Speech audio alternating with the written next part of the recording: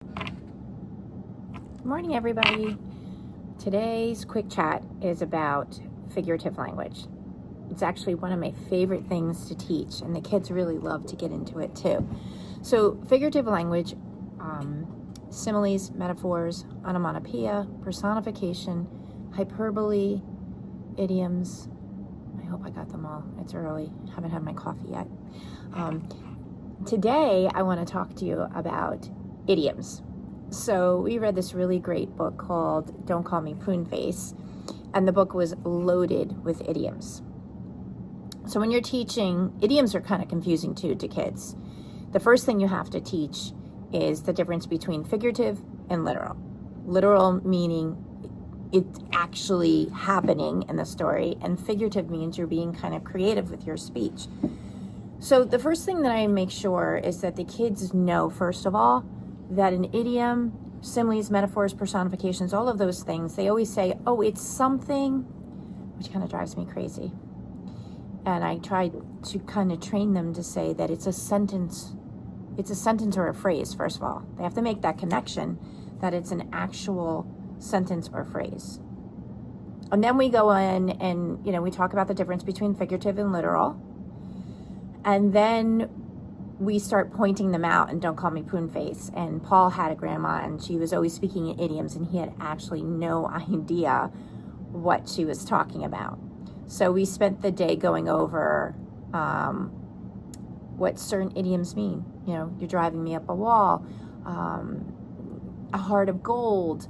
She said, you don't know a person till you truly walk a mile in their shoes. Boy, isn't that true? So we had some fun with that. We made some posters, which I'll attach to the end of this video. They came out really cute. But it was really important that they understand. They need to understand idioms for two reasons. One, as a reader, they have to be able to identify it. And second, they have to know what the author is trying to tell us. For example, Paul Eager is good as gold.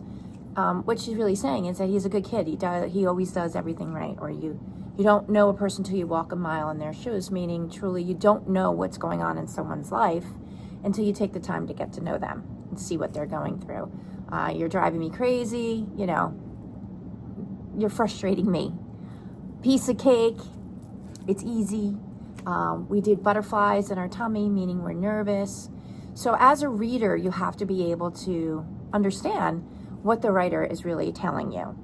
And then the beautiful thing is, in the afternoon, we come back, and then in writing class, as a writer, we have to be able to use them in our writing to make our writing more creative, more interesting to the reader. So they really had fun with it.